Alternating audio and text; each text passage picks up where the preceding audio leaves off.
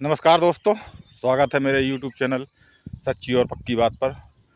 तो जैसे कि मैंने आपसे वादा किया था कि जब हम अश्वगंधा की फसल बोएंगे तो आपको दिखाएंगे ज़रूर, और उसमें क्या क्या कमियां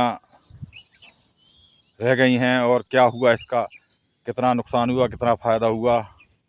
तो मैं वो आज आपके बीच में चर्चा करने वाला हूं, क्योंकि मैंने भी पहली बार बरसात के मौसम में अश्वगंधा बोई थी। तो हमें भी मालूम नहीं था कि इसमें कब कैसा क्या करना है। तो देखते हैं कि आपको बताते हैं कि क्या क्या है, कैसा क्या है। तो आप जैसे भी देख रहे होंगे कि ये देखो, आपको दिखाई दे रहा होगा कि देखो किस तरीके से ये कटाव हमारा हुआ है। सारी का नाम जो है, सारे खेत की दशा आप देख ही रहे हो कि किस तरीके से नुकसान हुआ है। अच्छा, आप बात करते हैं एक और कि आखिर इसमें और क्या क्या परेशानियाँ आई। तो मैं आपको एक बात बता दूं कि इसमें सबसे बड़ी परेशानी आई है हमको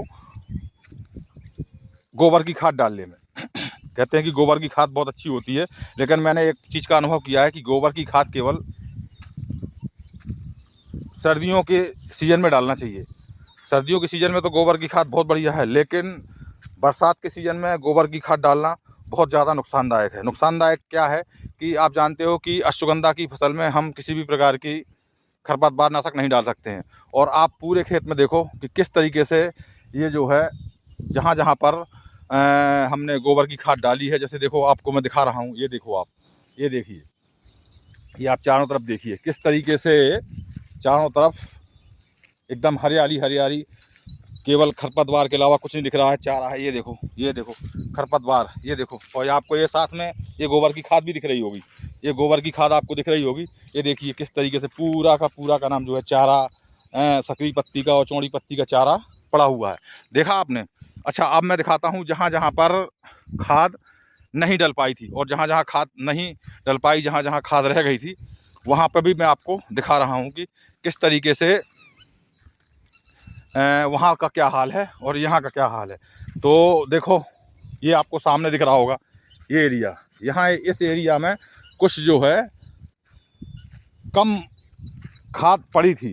तो यहाँ पे आपने देखा होगा कि यहाँ पे देखो, ये देखिए, ये देखिए, ये किस तरीके से, देखो ये आपको दिख रही होगी किस तरीके से। यहाँ पे देखो, यहाँ चारा कम है, ये देखो यहाँ ये चारा कम है, यहाँ हरापन कम है, क्योंकि यहाँ पे खाद कम डाली थी। तो मैंने ये अंदाज़ लगाया है कि जहाँ बरसात में अपन को गोबर की खाद की जगह जो रासायनिक खाद हैं उन्हीं का प्रयोग करें। कोई भी व्यक्ति गोबर की खाद का प्रयोग ना करें, वरना अति से ज़्यादा खरपतवार हो जाएगा, और उस खरपतवार के कारण मैं आपको बता दूं कि जर्मिनेशन हमारे सुगंधा का नहीं हो पाता है। जिस तरीके से मैं आपको बता रहा हूं कि हमारा जर्मिनेशन बहुत ही कम हुआ है, बहुत ज़्यादा नुकसान हुआ है। उसका कारण क्या है कि देखें आप, ये देखिए जिस तरीके से, ये देखिए ये नाली बन गई है।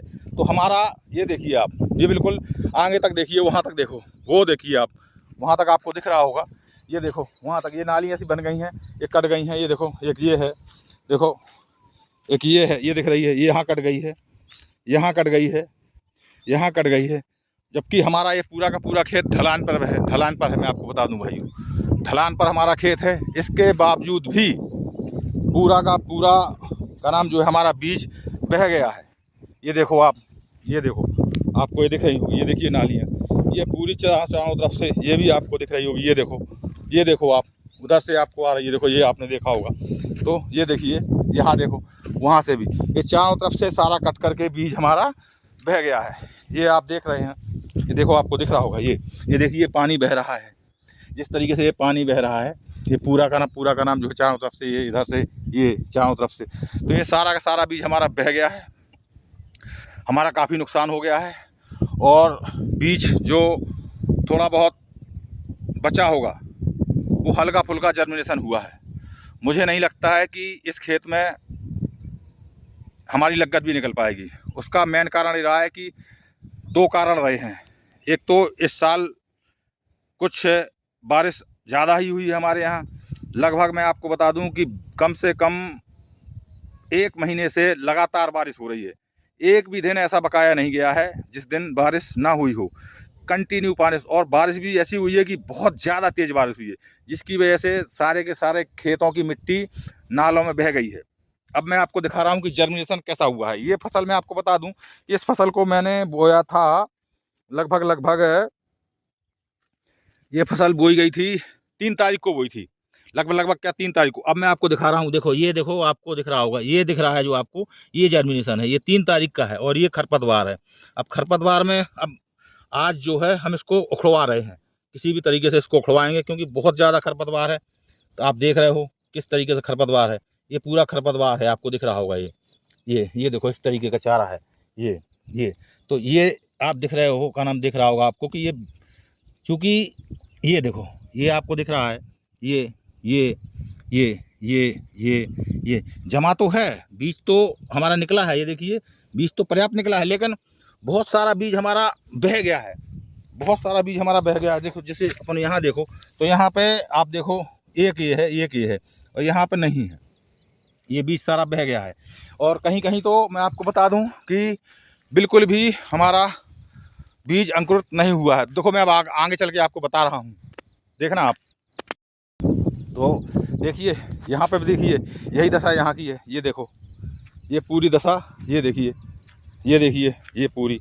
अब यहाँ पे आप देखो तो यहाँ पे अंकुरण कुछ अच्छा है, ये देखो आप, ये देखिए कहीं बहुत ज़्यादा घना हो गया है, बीज बह करके इकट्ठा आ गया है, ये देखिए ये पूरा दिख रहा है, ये देखिए ये तो जर्मिनेशन तो हुआ है, लेकिन जिस तरीके से ये देखिए ये पूरा जर्मिनेशन हुआ है, लेकिन कहीं कहीं यहाँ देखिए तो यहाँ बिल्कुल भी नहीं है, यहाँ बिल्कुल नहीं है। अभी इसी तरीके से अपन देखो आगे चलते हैं, आगे भी चल रहे हैं, आपको दिखा रहे हैं, तो आप देखते रहिए, मैं आपको दिखा रहा हूँ। तो यहाँ आप देखो, यहाँ आ जाते हैं, तो आप यहाँ आ जाओ, यहाँ आपको बीज बोया तो गया है बराबर, लेकिन आप यहाँ देखो तो यहाँ देखिए है ये कहीं कहीं बीज क्या हो गया है कि सारा इकट्ठा हो गया है, इकट्ठा होकर के बीज आ गया है, और कहीं कहीं बिल्कुल भी नहीं हुआ है। तो इस तरीके से अब यहाँ पे देखिए खरपतवार थोड़ा कम दिख रहा है, लेकिन इसकी अपेक्षा आप ऊपर साइड पे देखिए, यहाँ ये पूरे में इसमें क्या है, यहाँ खाद ज़्यादा थी, तो यहाँ स्थिति बहुत ज़्यादा। आप देखो यहाँ पे खाद कम दिख रही है, आप देख रहे होंगे। और अभी यहाँ मैं आ रहा हूँ, देखो ये देखो ये देखिए यहाँ क्या है, गोबर की खाद बहुत ज़्यादा है, ये देखो मैं आपको सामने दिखा रहा हूँ, आपको सामने आपको लग रहा होगा, ये सामने। तो यहाँ क्या है, बहुत ज़्यादा खरपतवार है, आप देख रहे हो खरपतवार, यहाँ खरपतवार के कारण यहाँ ये स्थिति है, ये देखो खरपतवार ही खरपतवार है। तो मेरे कहने का मतलब ये है दोस्तों कि आप जो है बिल्कुल भी किसी की बातों में ना आए, और अगर आप बरसात में आप फसल को बो रहे हैं तो बिल्कुल भी गोबर की खाद ना डालें, ये रिस्क ना लें। अगर आप रिस्क लेंगे तो आपको बहुत ज़्यादा खरपतवार देखने को मिलेगा। अब आप यहाँ देखिए, ये देखिए यहाँ एक भी नहीं है, ये सारा खरपतवार है, ये जो दिख रहा है आपको ये सब खरपतवार है, एक भी पेड़ यहाँ पे नहीं है। ये देखो सारा बीज यहाँ बो गया है, ये देखो, ये देखिए यहाँ देखो, ये पूरे में मैं आपको बता रहा हूँ, आपको एक भी पेड़ नहीं दिखेगा, ये सारा बीज बह गया है। उसका कारण ये रहा है कि मेन कारण ये रहा है कि बरसात बहुत ज़्यादा हो गई है। तो कुल मिला के निष्कर्ष ये रहा है कि एक तो बरसात के सीज़न में हमको बिल्कुल भी अश्वगंधा नहीं बोना है, ये हमारा फर्स्ट टाइम एक्सपीरियंस है। इसके पहले भी हमने खेती की है, लेकिन हम जो है लगातार सर्दियों की फसल में ही खेती करते आए हैं। पहली बार मैंने सोचा था कि चलो बरसात के मौसम में भी अश्वगंधा की खेती हम करें, लेकिन एक बात तो समझ में आ गई कि कभी भी अश्वगंधा की फसल जुलाई के महीने में नहीं बोना चाहिए। अगर बोना ही है तो हम इसको अगस्त में बोएं, 15 अगस्त तक बोएं। तब तक क्या होती है कि बारिश जो है थम जाती है, और जो खरपतवार होता है वो खरपतवार भी जितना निकलना होता है वो निकल आता है। इसके बाद जब हम जुताई करवा देते हैं तो ये हमारा खरपतवार नष्ट हो जाता है। अच्छा, एक बात का और ध्यान रखना है कि जुताई तो हमने इसमें भी की थी, लेकिन क्या किया था कि तुरंत पानी बरस गया, तुरंत हमने बो दिया। तो हमको ये गलती बिल्कुल नहीं करनी है कि हमने खरपतवार को जुतवाया और उसी दिन या दूसरे दिन हमने बीज डाल दिया। हमको कम से कम 2-3 दिन जो खरपतवार है, जो घास है, उसके सूखने का इंतज़ार करना है। इसके बाद फिर कहीं पे हम बीज बोएं, तब ये बेहतर रिजल्ट देगा। हमने इसमें जो है 1 एकड़ में, ये लगभग हमारा 4.5 एकड़ का प्लॉट है, इसमें लगभग हमने 35 से 40 किलो के आसपास बीज बोया था। खाद भी डाली थी हमने। अब इसमें 1 एकड़ में 2 बोरी सिंगल सुपर फास्फेट डाला था, 1 बोरी DAP की डलवाई थी, 1 बोरी हमने इसमें का नाम जो है तुम्हारे पोटाश की भी डाली थी, और 5 किलो का 1 पैकेट डाला था सल्फर का। इतना हमने ये बेसिल डोज इसमें दिया था, रासायनिक खाद दी थी। इसके अलावा भी हमने जो है इसमें आपकी गोबर की खाद मैंने आपको दिखाई कि गोबर की खाद डलवाई थी। मतलब किसी भी प्रकार की हमने कसर नहीं छोड़ी थी, और हमने प्लाऊ से जुताई भी करवाई थी। इसके बावजूद भी हमारा बीज जितनी अच्छी तरीके से जर्मिनेशन होना चाहिए था, नहीं हुआ। उसका सबसे बड़ा कारण यही रहा है दोस्तों कि हमारा बीज बह गया है। कुछ हमारे पेड़ जो निकल आए थे, बीज अंकुरण हो गया था, वो ज़्यादा बारिश होने के कारण वो बीज हमारा गल गया, सड़ गया और नष्ट हो गया। तो हमें सबक ये मिलता है कि हमें जो है खेती, अगर सुगंधाई खेती करना है तो एक तो सुगंधाई खेती हमको बरसात में करनी नहीं है। अगर बरसात ज़्यादा होती है तो, हमारे यहाँ वैसे बरसात ज़्यादा नहीं होती है, लेकिन इस साल इतनी बरसात हुई कि मेरी उम्र 48 साल है, मैंने 48 साल की उम्र में आज तक ऐसी बारिश नहीं देखी है कि लगातार बारिश, प्रतिदिन बारिश हुई है। तो इसीलिए मैंने यहाँ बोई थी। लेकिन अगर आपके क्षेत्र में बरसात ज़्यादा होती तो आपको अश्वगंधा की फसल बिल्कुल नहीं बोनी है। और दूसरी बात, आपको रासायनिक खाद का प्रयोग ही करना है, बिल्कुल भी किसी तरीके से आपको गोबर की खाद का प्रयोग नहीं करना है, नहीं तो पूरे में आपका इतना खरपतवार हो जाएगा कि आप उखाड़ते उखाड़ते नष्ट हो जाओगे। दूसरी बात, जल्दी नहीं बोनी है, जल्दी बो देते हैं तो सारा बीज हमारा सड़ जाएगा, बह जाएगा।